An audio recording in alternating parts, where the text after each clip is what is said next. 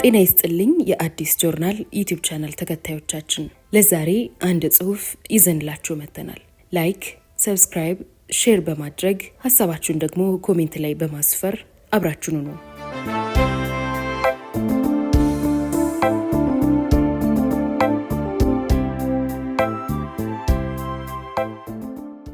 የህወሓት ታጋዮች በ7 ጥይት ደብድበው ጫካ ውስጥ ወስደው ጣሉኝ። ሻዕቢያ፣ ህወሓትና ደርግ የትግራይን ህዝብ በድለዋል። ምንጭ ኢትዮጵ መጽሔት 1993 እትም የተወሰደ።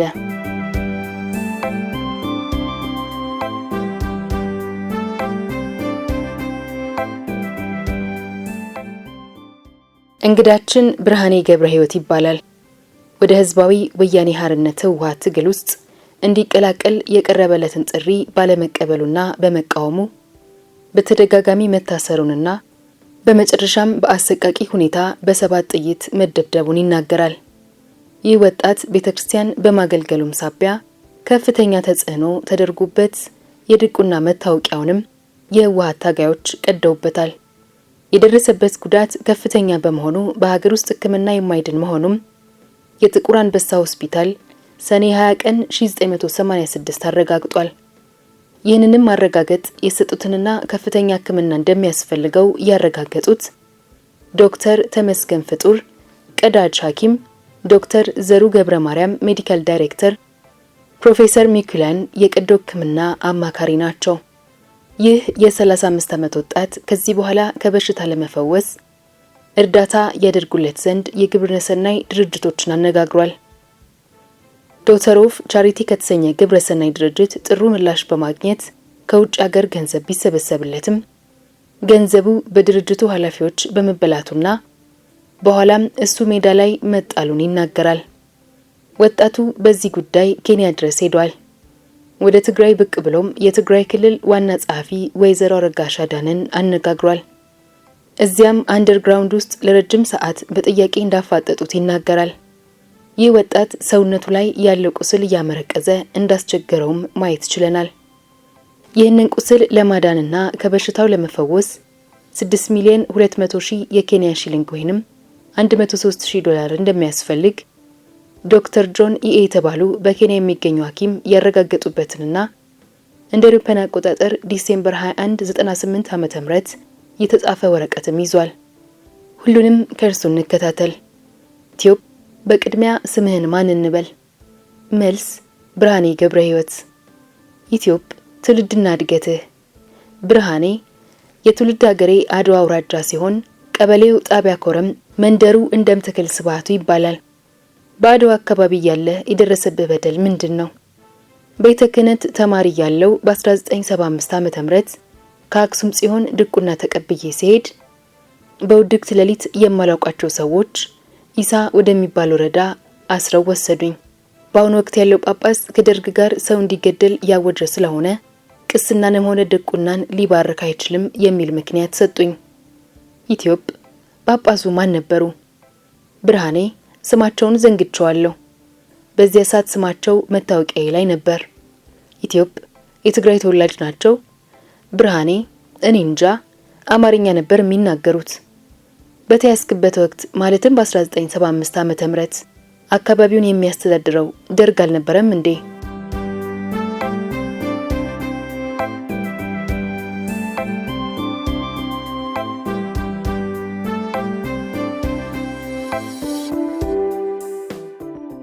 ከተማውን ደርግ ነው። በገጠር ደግሞ ወረዳዎችን የሚያስተዳድረው እነሱ ወያኔዎች ነበሩ። ኢትዮጵ ከገጠር ነው የያዙህ? ብርሃኔ አዎ ከገጠር ነው ያዙኝ። እኔ ስለናንተ ዓላማ አላውቅም፣ ከዚህ በፊትም አላውቃችሁም። እኚህ ጳጳስ ደግሞ የኦርቶዶክስ ተዋህዶ ቤተክርስቲያን መሪ መሆናቸውን ብቻ ነው የማውቀው። ጦርነት ያውጁ አያውጁ እኔ የሚያውቀው ነገር የለኝም ስላቸው በቅጣት 10 ቀን አስረው መታወቂያዬን ቀደዱት። በኋላም ደርግ ካለበት አካባቢ እንዳልደርስ አስጠንቅቀው በዋስ ለቀቁኝ። ሌሎችም ቅስናና ድቁና የተቀበሉ ከ50 በላይ የሆኑ ሰዎች ታስረው ነበር። እነሱም ከስራትና ከሌላ ቅጣት በኋላ መታወቂያቸው ተቀምጧል። ኢትዮጵ የተቀሙት የድቁና መታወቂያቸውን ነው? ብርሃኔ የድቁናና የቅስና መታወቂያቸው ነው የተወሰደባቸው። ከዚያ እዚያው ቆይተን በ1981 ዓመተ ምህረት በግድ ወደ ግንባር ዝመቱ አሉን። ኢትዮጵ በ1975 ዓመተ ምህረት እንደተያያዛችሁ እንድትዘምቱ አልጠየቋችሁም? ብርሃኔ ይጠይቁን ነበር፣ ነገር ግን ግዴታ አልነበረብንም።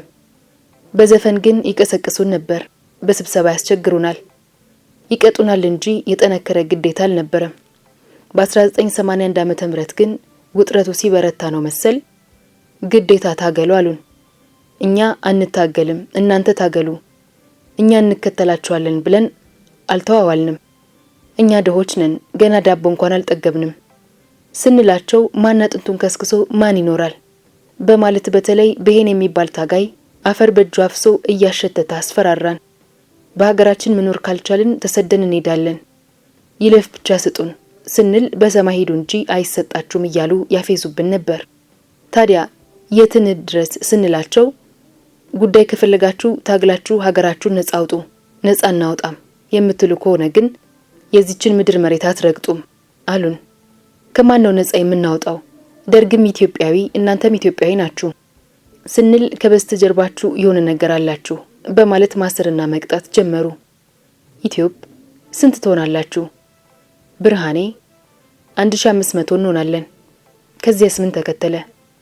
ወላጆቻችን ታሰሩ፣ መሬት ተወረሰ፣ ዋነኛ አድመኞች እናንተ ናችሁ በማለት በተወሰነው ላይ ከባድ ቅጣት ተፈጸመብን።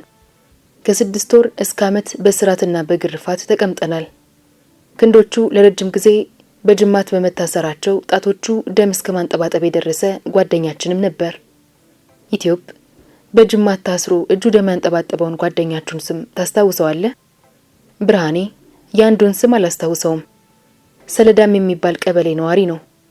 ሌላው በግርፋት አንድ እጅና አንድ እግሩ ሽባ የሆነው ጓደኛዬ አለቃ ሀድሽ ይባላል። በዚያን ወቅት ሙሽሮችና ካህናት ሳይቀሩ በህማማት ከቤተ ክርስቲያን ታስረው ተወስደዋል። ከሽማግሌዎቹ በስተቀር ሁሉም ታፍሶ ተወሰደ። ለመሸሽ የሞከረውን እንደ ጅግራ እያሯሯጡ በጥይት ያሳዱት ነበር። ኢትዮጵ ይህ ሁሉ የተፈጸመው መቼ ነው? ብርሃኔ ከየካቲት ወር 1981 ዓመተ ምህረት ጀምሮ ማለት ነው። ኢትዮጵ ትግራይ ነጻ ከወጣች በኋላ ማለት ነው።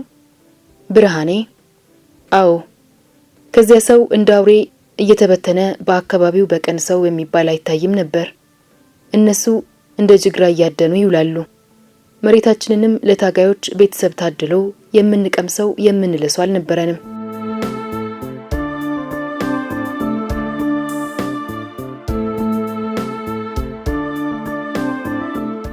ከቀበሌ ወደ ቀበሌ የሚያስተላልፉ የነሱ ካድሬዎች ካዩን ጥይት ይተኩሱብናል።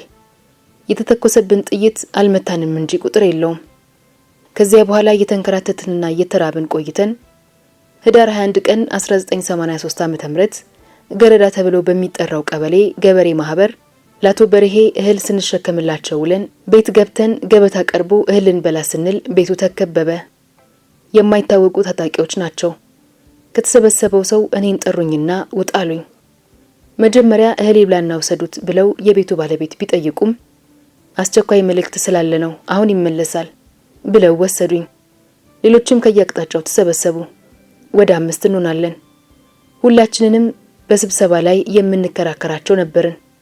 እነዚህ ካልጠፉ ወጣቱ አይታገልም፣ በታኝ ናቸው፣ ከደርግ ለይተን አናያቸውም በማለት ከዚያ በፊት እንዳጠፏቸው ወጣቶች እኛንም ለማጥፋት ተዘጋጅተው ይዘውን እየወሰዱን ሳለ እርስ በራሳችን እንነጋገር ነበር። ከሌሊቱ 7 ሰዓት ይሆናል። ኢትዮጵ የት ነበር የሚወስዷችሁ? ብርሃኔ ጫካ ነው፣ እኛ እናውቀውም። ኢሳይ የሚባል በረሃ ነው። ምን ይሻለናል?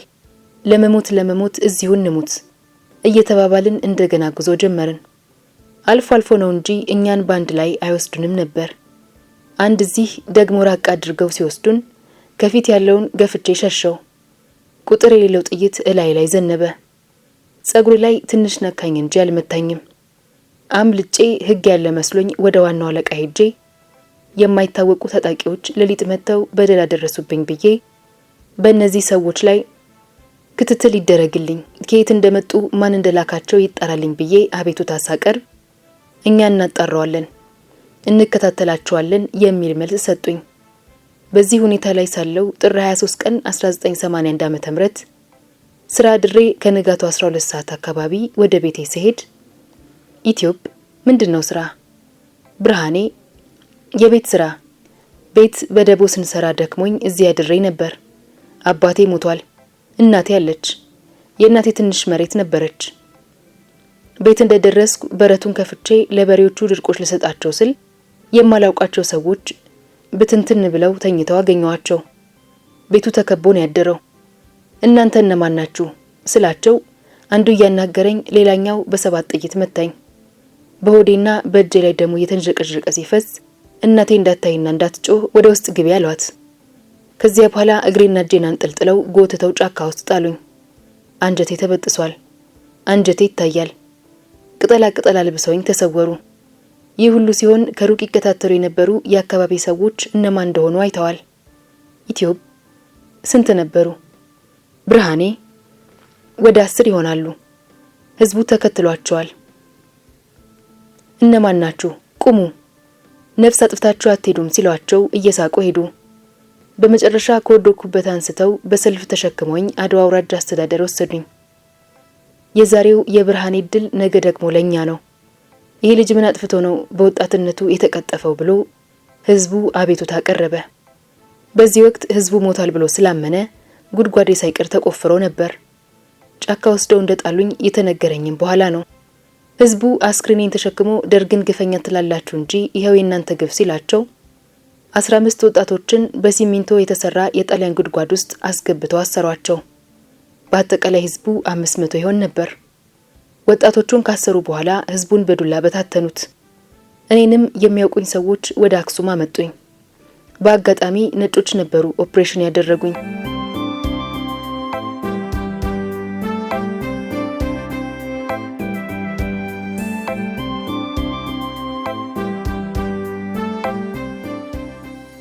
ኢትዮጵ የት ነው ኦፕሬሽን ያደረጉ? ብርሃኔ አክሱም ሆስፒታል። 2 ሰዎች ደም ሰጡኝ። ደም ጨርሼ ነበር። ይህን ሲነግሩኝ እንጂ እኔ አላውቅም። ለ3 ወር ያህል ህይወቴን አላውቅም ነበር። የተኛሁት የጀርባዬ ጠባሳው አሁንም አለ። ህይወቴን መቆጣጠር ስላልቻልኩ መቀሌ ታከምኩ። ከዚያም ስላልተቻለ አዲስ አበባ ጥቁር አንበሳ መጣሁ። ኢትዮጵ ጥቁር አንበሳ የመጣው መቼ ነው? ብርሃኔ በ1984 ዓ.ም ሚያዝያ 4 ቀን አዲስ አበባ መጣሁኝ። ጥቁር አንበሳ ሆስፒታልም እስከ መጨረሻ ድረስ ጥረት አደረገልኝ። ህይወቴን ለማዳን በህክምናም ብቻ ሳይሆን በተለያየ መልኩ ሲረዳኝ ቆይቶ መጨረሻው ሲታወቅ በ1986 ሰኔ 16 ውጪ ሄጄ እንድታከም ተወስኖ አሰናበተኝ። ከዚህ በኋላ አማራጭ አጣሁኝ። ቀኑ ጨለመብኝ። ኢትዮጵ ከጥቁር አንበሳ ስትወጣ ወዴት ሄድክ? አዲስ አበባ ቤተሰብ አለ? ብርሃኔ የለኝም። ታዲያ የታረፍክ? በቃ እዚህ ሆስፒታል ኮሪደር ላይ ነበር የምተኛው። ከተሰናበትክ በኋላ? አዎ። ከዚያ ትግራይ ሄድኩኝ። የማላውቃቸው ሰዎች አዋተው ቲኬት ቆረጡልኝ። ትግራይ ከሄድኩ በኋላ ከብዙ ደጅ ጥናት በኋላ የክልሉ መንግስት ጸሐፊ ወይዘሮ አረካሽ አዳንና አነጋገርኳቸው። ምን ሆንክ አለችኝ። ተመትቼ። ማን መታ? የህወሓት አባላት። እንዴ ምን ብሎ ይመተዋል? ክሰሳቸው። ምን ብዬ ከሳቸዋለሁ? ታውቁ የለም እንዴ ራሳችሁ እንደ ብርሃኔ እንዳትሆኑ እያላችሁ መድረክ ላይ በስብሰባ ተናገሩ አልነበረም እንዴ? ከ500 በላይ ህዝብ አቤቱታ ለማቅረብ ሲቀርብ በዱላ ላባረራችሁትም። ወንጀለኛ ከሆንኩ ግደሉኝ፣ ወንጀለኛ ካልሆንኩ ግን አሳኩሚኝ። አናውቅም የምትሉኝ ከሆነ ደግሞ ስንብት ወረቀት ስጥኙና የትም ሀገር አቤት ልበል ስላት የለም መንግስት አይመታህም አለችኝ። መንግስቱ ኃይለማርያም አሰቃይቶ የገደለው ሰው የለም።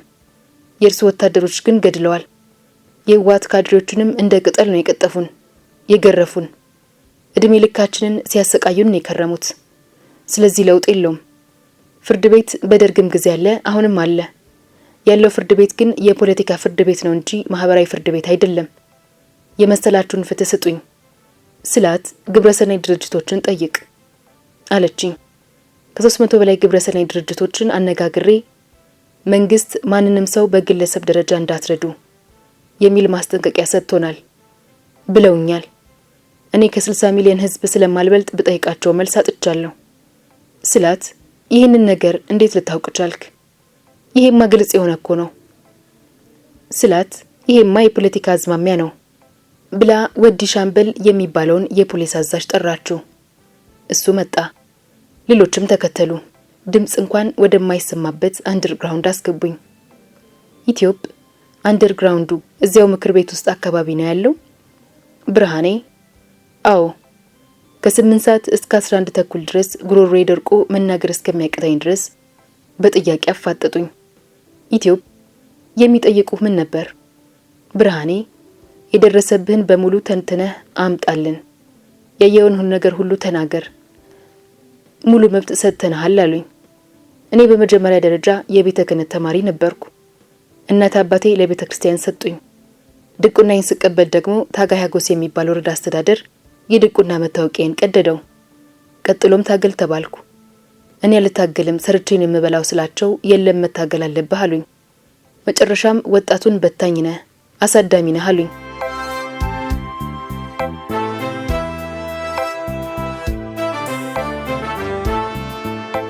ለምሳሌ ያህል የበተንኩት ሰው የለም።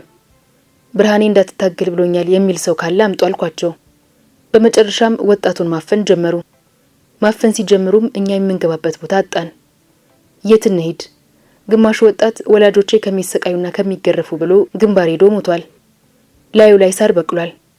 ግማሾቻችን ሰውነታችን በጥይት ተበጣጥሷል። እሳት ጠብሶ ፈንጂ ረግጦ ስልጣን የሰጣችሁ ወጣት በየፌርማታው ወድቋል። ግማሻችን ጠፍተናል። ለምሳሌ ያህል ይግዛው ጣሳው ከማይጓጓ፣ ፍቱ ባይወት ከማይዳሮ፣ አረጋ ሀጎስ ከማይዳሮ፣ ገብረ እግዚአብሔር ከዳራሸዊቶ፣ አለም ሰገድ ይግዛው ከዳራሸዊቶ፣ አረፍ አይኔ ከገረአ፣ አበበ ገብረአብ ከገረአ ሲጠቀሱ ከነዚህም አንዱ እኔ ነኝ። እነዚህ የተገደሉ ናቸው። ብርሃኔ ታፍነው ተወስደው የጠፉ አድራሻቸው የጠፉ ናቸው። አሁንስ የት እንዳሉ አይታወቅም። ብርሃኔ የሉም። በቃ ለብነት ያህል እነዚህ ሰዎች አንዱ እኔ ነኝ። ጊዜ ከሰጣችሁኝ በመቶ የሚቆጠሩ ሰዎች አውቃለሁ አልኳቸው። በመጨረሻ መሬት ተወስዶብኛል ብለሃል፣ ማን ወሰደው አሉኝ። እኔ እዚህ ሆኜ መሬቴ ተወስዷል፣ መሬት የለኝም የሚል መልስ ሰጠዋቸው። በምን ትደራደራለህ? ለምኜ እድሜ ለህዝቤ የሚል መልስ ሰጠዋቸው። በላውን የምትፈልገው ምንድነው? ደርሷል የምትለውስ ምንድነው? እኛ የትግራይ ተወላጆች በሶስት ፓርቲ ብዙ ችግር ደርሶብናል። ከኢትዮጵያ ህዝብ በተለየ ሁኔታ የትግራይ ህዝብ በደርግ በሻቢያ በህወሓት ተበድሏል። እንደዚህ ሆኖ እያለ የደርግ ባለስልጣኖች ለፈጸሙት ግፍ በፍርድ ቤት ሲጠየቁ እኛ ስለምን መፍትሄ አይሰጠንም? ለምሳሌ ለደርግ ባለስልጣናት በጀት መድባችሁ ጠበቃ አቁማችሁ ፍርድ ቤት እንዲቀርቡ አድርጋችኋል። በህወሓትና በሻቢያ በኩል በደል የደረሰብን ሰዎችስ ምን እንሆን? እኛም እኮ ሰዎች ነን፣ ቅጠል አይደለንም። መፍትሄ ለምን አይሰጠንም ብዬ መልስ ሰጠዋቸው። እንደውም የትግራይ ክልል ርዕሰ መስተዳደር ገብሩ አስራት በትግላችን ወቅት ያጋጠመውን አንዳንድ ችግሮች በአሁኑ ሰዓት ሊያስጠይቁን አይችሉም የሚል መልስ በመድረክ ላይ ተናገረ። ኢትዮጵ በስብሰባ ላይ ነው። ብርሃኔ በስብሰባ ላይ የተናገረውና በቴሌቪዥን የቀረበ ነው። መልስ የሰጠው እኔ የተናገርኩትንና ሌሎችን ቤተሰቦቻችንን አምጡልን ከሞቱም ንገሩን ብለው አቤቱታ በማቅረባቸው ነው። ኢትዮጵ ከነወዲ ሻምበል ጋር በምን ተለያያችሁ? በመጨረሻ አሁን የት ነው የምትኖረው አሉኝ። እኔም አቅጣጫዬን ቀይሬ እዚህ ቦታ ነው የምኖረው አልኳቸው። ተከትለው ሊይዙኝ ነው የፈለጉት። እዛው ትግራይ ውስጥ ነው ያለከው? አዎ፣ መቀሌ ውስጥ የሐሰት አድራሻ ነግሬያቸው ከከተማ ወጥቼ ቲኬት አስቆርጬ አዲስ አበባ መጣሁ። አዲስ አበባ እንደመጣሁ ድርጅቶች ውጪ ልከው እንዲያሳክሙኝ ጠየቅኩ። ኢትዮጵ የውጪ ድርጅቶችን ነው? ብርሃኔ አዎ፣ ዳውተር ኦፍ ቻሪቲ ወደሚባለው ድርጅት ሄጄ ሲስተር ካትሲል ካሲን የምትባል ግለሰብ ቀደም ሲል አነጋግሬያት አልቀበልም ብላኝ ነበር። ዶክመንቲን ካየች በኋላ ግን ተቀብላ ፈቃደኛ ከሆንክ ከውጪ ገንዘብ አሰባስቤ ለንደን ወስጄ ላሳክምህ አለችኝ። እኔም ፈቃደኛ ሆኜ ያለኝን ዶክሜንቴንና ፎቶግራፊን ጭምር ሰጠዋት። እርግጠኛ አይደለሁም፣ ገንዘቡ ሲገኝ እነግርሃለሁ አለችኝ። እሺ ብዬ ስጠብቅ በ1988 ዓ.ም ነሐሴ አካባቢ ሲስተር እውነቱ የምትባል የሷ ጸሐፊና እሷ ሆነው ገንዘቡ ተገኝቶልሃል፣ ውጪ ትሄዳለህ፣ አሁን ፎርሙን ትሞላለህ አሉኝ። እሺ ብዬ ሁሉንም ነገር ሞላው። የምትዘጋጀው ነገር ካለ አዘጋጅ አለችኝ። ተዘጋጀው። በዝግጅት ላይ ያለው ነሐሴ መጨረሻ ታመምኩ። ምኒልክ ሆስፒታል ተኛው።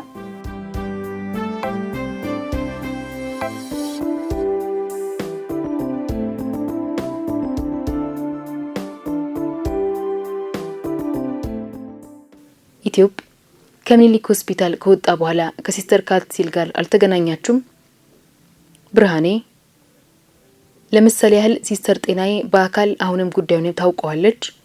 ዶክተር ሙልጌታና ዶክተር ስዩም የሚባሉ ሐኪሞች ባሉበት ሲስተር ካትሲል እኔ ከ2 ሳምንት በኋላ ውጪ እልከዋለሁ፣ ጊዜያዊ እርዳታ አድርጉለት፣ ገንዘብ አስቤለታለሁ ትላቸዋለች።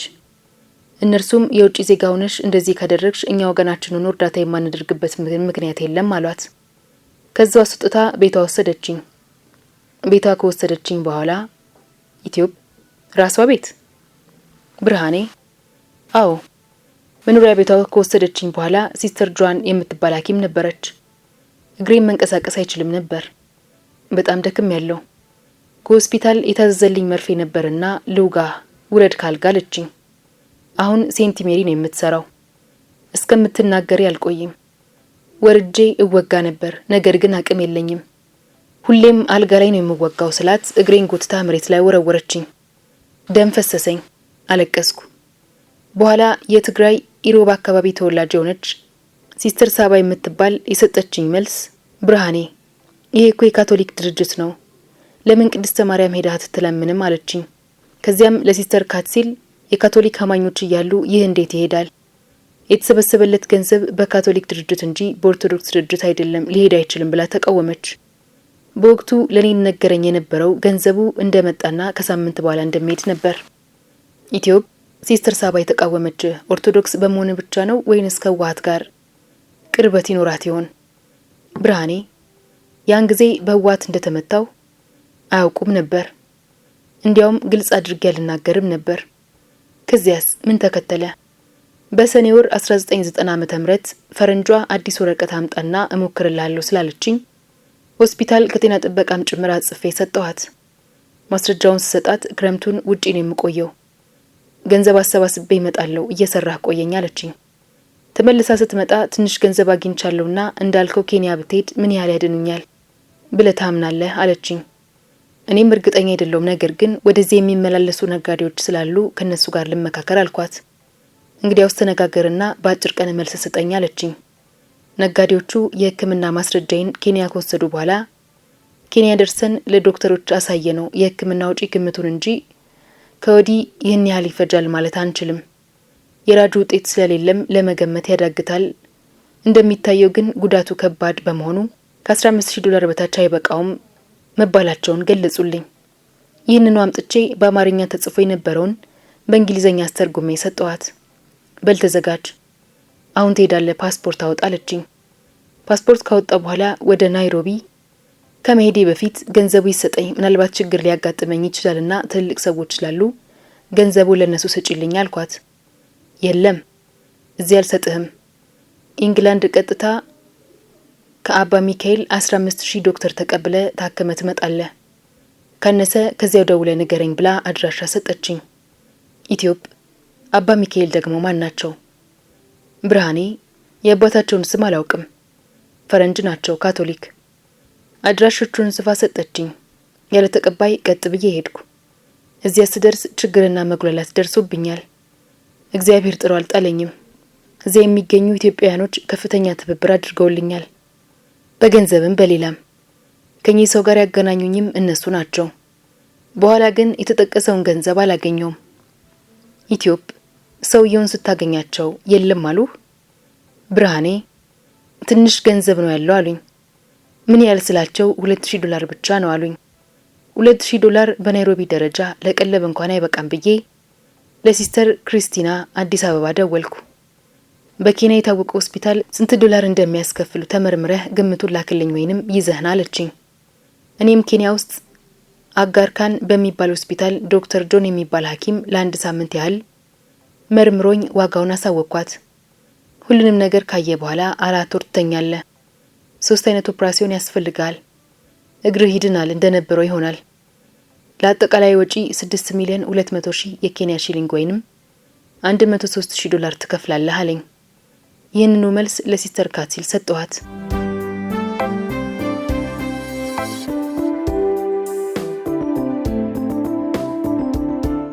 ሲስተር ይህን ጊዜ ፈነጠዘች። 3 ጊዜም ነው የሳመችኝ። እንዳለ ፈረንጅ በሙላ ግምቱን ወረቀት ሲያጨበጨበ። ለምን?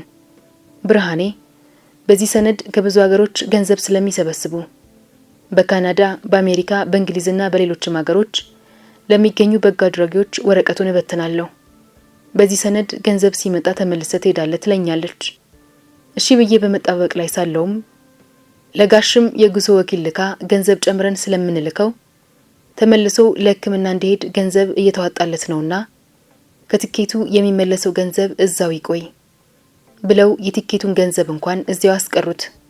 ከታህሳስ እስከ ሚያዝያ ሲያመላለሱ አቆይተውኝ አለርት ሆስፒታል እንሄድ አሉኝ።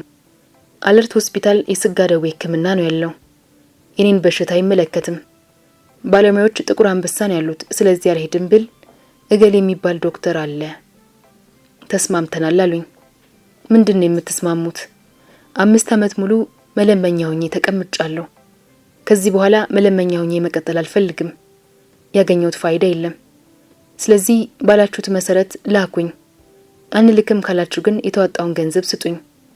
የትም ሀገር ሄጄ ብታከም እድናለሁ ስላቸው ሲስተሯ ተደበቀች። በኋላ ባህር ዳር መሆኗን አወቅኩ። ባህር ዳር ሄጄ ለፖሊስ ኮሚሽን እንዲህ ያለ ሴት አለች ተባበሩኝ አልኳቸው። ያለችበትን ንገረን እንተባበራለን አሉኝ። እኔን ስታይ ትደበቃለች ብዬ በሌላ ሰው ሳስጠይቅ እንዲህ የምትባል እዚህ የለችም አሉኝ። ባህር ዛፍ ውስጥ ተደብቄ ቆየሁና መኪና ይዛ ስትወጣ ያስኳት። ህግ ቦታ እንሂድ፣ ገንዘቤን ስጪ፣ ተዋት አጋልጠኝ። እኔ ሲስተር ሜሪ ለምትባል አውስትራሊያና ለሲስተር ትብለጽ አስረክቤ ነው የመጣሁት። 1 ቀን ብቻ አስጠኝና እጨርስልሃለሁ አለችኝ። ችግር የለም አልኩ። በኋላ ግን ጠፍታ አዲስ አበባ መጣች። አግኝቻት ነበር። ጠፋች አልኩ ለፖሊሶች። ፖሊሶች ለአየር መንገድ ስልክ ደወሉ። በጠዋቱ በረራ እንደመጣች አረጋገጡ። ከባህር ዳር መጥቼ ሴንት ሜሪ ትምህርት ቤት አገኘኋት። ሳገኛት በይ አሁን ኡኡላለሁ መፍትሄ ስጪኝ ስላት አዲስ አበባ የመጣሁት እኮ ስላንተ ጉዳይ ለመነጋገር ነው። የባንክ ደብተር ክፈት እኔ ጋር ና አለችኝ። እውነት መስሎኝ ይህንን ሰኔ 20 ቀን 1981 ዓ.ም ከተነጋገረን በኋላ ሰኔ 22 ደብተር ከፍቼ ወደ ሴንት ሜሪ ሲሄድ ጽሑፍ አዘጋጅታ የድርጅቱን ሰራተኞች ሌሎችም የማይታወቁ ሰዎች ይዛ አንደርግራውንድ ውስጥ አስገብታ መስኮትና በር ተቆልፎ በቀኝና በግራ ውጥረው እጄን ይዘው በማላምንበት ወረቀት ላይ ፈርም አሉኝ። በማላውቀው ጉዳይ አልፈርምም አልኩ። ኢትዮጵ ምንድነው የተጻፈው? ብርሃኔ ሕክምና አልፈልግም ምናምን የሚል ይዘት ነበረው። ኢትዮጵ አላነበብከውም? ብርሃኔ ትንሽ ነው ያነበብኩት፣ አላነበብኩትም። 3 ገጽ ነው የተጻፈው በአማርኛና በእንግሊዘኛ። እምቢ ስላቸው ጊዜ ሰራተኞቹ ለመኑኝ። የሰው እንጀራ አትዝጋ፣ ለምን አትፈርምም? የሰጠች ገንዘብ አለ አሉኝ። ልወጣ ስል ከለከሉኝ። ቤት ልውጣ፣ በሩ ተቆልፏል። ከውስጥ ሌላ ክፍል አለ። ፊታቸው እንዳይታይ ኦፕሬሽን እንደሚያደርግ ዶክተር አይናቸው ብቻ ነው የሚታየው። ጩቤና መሰሪያ ይዘው ደረቴ ላይ ደገኑብኝ። ካሁን በኋላ ወይ ለጋዜጠኞች አሊያም ለፖሊስ ከተናገርክ ወየውልህ ትፈርማለህ። አትፈርምም? የማንን ገንዘብ ልትበላ ነው? ካንገራገርክ እዚሁ እንደፋሃለን አሉኝ። የእነሱን ዘዴ ስላወቅኩ ገድለው በቆሻሻ መኪና ሊጥሉኝ እንደፈለጉ ግምት ስላደረብኝ ችግራችሁ ይሄ ከሆነማ አምጡ ፈርምላችኋለሁ ብዬ ፈርሜ 5 ሳንቲም ሳልይዝ ወጣሁ። ሁሉንም ለፖሊስ ጣቢያ፣ ለጠቅላይ ሚኒስትሩ ቢሮ፣ ለፍትህ ሚኒስቴርና ለውጭ ጉዳይ ሚኒስቴር በአስቸኳይ አሳወቅኩ። ኢትዮጵ ማመልከቻ ነው?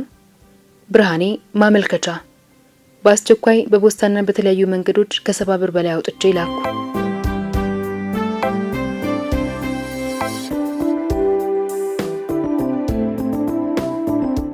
የተሰጠኝ መልስ ግን የለም። የውጭ ጉዳይ ሚኒስቴር ከስንት ጊዜ በኋላ እንዲጣራ ብሎ ለፌደራል ፖሊስ አሳወቀ።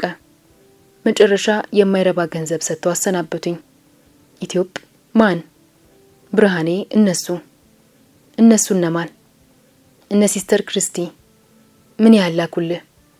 ወደ 10,000 ገደማ ላኩልኝ። በሱ ስታከም ቆየው። መንግስትም ዞር ብሎ አላየኝ። እስካሁን ድረስ በሱ ነበር የቆየሁት። አሁን ግን የምቀምሰው እንኳን ቸግሮኛል። ኢትዮጵ የጠቅላይ ሚኒስቴሩ ቢሮ አመልክተስ ምንም ምላሽ አልመጣም? ብርሃኔ ከ3 ወር በኋላ ከፍትህ ሚኒስቴርና ከአደጋ መከላከል ጠይቅ የሚል መልስ ነው የተሰጠኝ። ኢትዮጵ በፖሊስ በኩልስ? ብርሃኔ ፖሊስ እኛ ብንጠይቃቸው አቃቤ ህግ የውጭ ዜጋ ለመያዝ ማን ፈቀደላችሁ ብሎ ይከሰናል። ስለዚህ አቃቤ ህግ ይጻፍልንና እናጣራውለን ብለውኝ ነበር። የፌዴራል ፖሊስ በተደጋጋሚ አቤቱታ አቅርቤ ለፍትህ ሚኒስቴር ደብዳቤ ጻፈልኝ። ይሄ ድርጅት በመንግስት ተመዝግቧል ወይንስ አልተመዘገበም? በአስቸኳይ መልስ ስጡን ብሎ ጻፈ። ደብዳቤውን አላየሁትም። እንደዚህ የሚል ደብዳቤ ጽፏል አሉኝ። ፍትህ ሚኒስቴር አቶ መስፍን ጋር ሂድ አሉኝ። ኢትዮጵ መስፍን ግርማ የፍትህ ምክትል ሚኒስትር የነበሩት? ብርሃኔ እሳቸው ጋር ስቀርብ አቶ መስፍን ይሄ ድርጅት የውጭ ዜጎች ስለሆነ በውጭ ስለሚያስጠይቀን ልንጠይቃቸው አንችልም ሲሉ መለሱልኝ። ከዚያ በኋላ አልጠየቅም። ከዚያ በኋላ ተስፋ ቆረጥኩ። ልጠይቅም አልቻልኩም። ብጠይቅም ተስፋ አልነበረኝም። አሁን አንተን የሚረዳ ማን ነው? እንዲሁ የሚያውቁኝ አንዳንድ ያዘኑ የሆዴን የሚያውቁ ሰዎች ይበልጥ የአዲስ አበባ ተወላጅ ዶክተሮች ይረዱኝ ነበር። በአብዛኛው ደግሞ እነ ዶክተር ይተባበሩኝ ነበር። ለቤት ኪራይ የሚከፍሉልኝ ነበር። እሳቸውም ከዚህ ከተቀየሩ በኋላ በሕክምናው በመድኃኒቱም በጣም ጨልሞብኛል። ኢትዮጵ ተከራይተ ነው የምትኖረው? ብርሃኔ ተከራይቼ ነው። ከፈረምኩ በኋላ ከነበርኩበት ቤት አካባቢ እየመጡ አላስቀምጣሉኝ። እየደወሉ ቤት እየመጡ ብርሃኔ ያለው እያሉ ሲያስቸግሩ የግድ ቤቱን ለቅቄ ወጣሁ። አሁን የት ነው ያለኸው? እየከፈልኩ ወይንም የማውቃቸው ሰዎች ካገኘው እነሱ ጋር አድራለሁ። ኢትዮጵ እንጂ ቋሚ ቤት የለህም? ብርሃኔ ቋሚ ቦታ የለኝም። ኢትዮጵ አሁን ወላጅ እናትህ አድዋ ናቸው? ብርሃኔ ጥቁር አንበሳ ሆስፒታል እያለው ነው እናቴ ከዚህ ዓለም የተለየችኝ። እህትና ወንድሞችስ? በዚሁ የተነሳ የት እንዳሉ እንኳን አላውቅም። ሽራሮ አሉ ይባላል። ማን እንደወሰዳቸው አላውቅም። ኢትዮጵ እንደምትነግረን ስር የሰደደ በደል ደርሶብሃል። በደሉም ማብቂያ አጥቷል። እንደምናየው በሰውነት ላይ ያለው ቁስልም እጅግ ያሰቅቃል። በሽታውም እንዲሁ። አሁን የኢትዮጵያ ሕዝብ ወይንም መንግስት ምን እንዲያደርግልህ ነው የምትፈልገው? ብርሃኔ እስካሁን የቆየሁት በኢትዮጵያ ሕዝብና በኢትዮጵያ ዶክተሮች ድጋፍ ነው። ለ9 ዓመታት ያህል ላቆየኝ ለሰፊው የኢትዮጵያ ሕዝብ ታላቅ ምስጋና አቀርባለሁ። አሁንም ቢሆን በሰፊው የኢትዮጵያ ሕዝብ በመንግስትና በውጪ ድርጅቶች የደረሰብኝን ግፍ ግምት ውስጥ አስገብቶ ችግሬን እንዲከታተልልኝ እፈልጋለሁ። በሁለተኛ ደረጃ በዚህ በእሸት የወጣትነት ዘመኔ ካለውበት አሰቃቂ ስቃይና አስከፊ በሽታ እንድላቀቅ ይረዳኝ ዘንድ በተቻለ መጠን እንዲተባበረኝ በትህትና ጠይቃለሁ። ኢትዮጵ ዋናው በሽታ ያለው እግር ላይ የሚታየው ነው ወይንስ ሌላ ነው? ብርሃኔ ከአንጀቴ ደምና መግል ያለማቋረጥ ሆዴ ውስጥ እየፈሰሰ ነው፣ ቁስሉን እያሳየ። ይህ በገሃድ የሚታይና በባለሙያዎችም የተረጋገጠ ነው። ካሉት በታች ከሞቱት በላይ ሆኜ ህይወቴ በቋፍ ላይ ነች። 24 ሰዓት በስቃይ በችግር እየተጠበስኩ በምሬት እያለቀሰ 24 ሰዓት በስቃይ በችግር እየተጠበስኩ ነው ያለሁት። ለዛሬ አበቃን።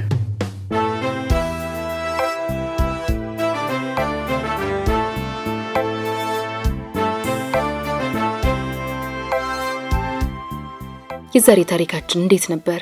ከወደዳችሁት ላይክ አድርጉ። ሐሳባችሁን ኮሜንት ላይ አስቀምጡልን።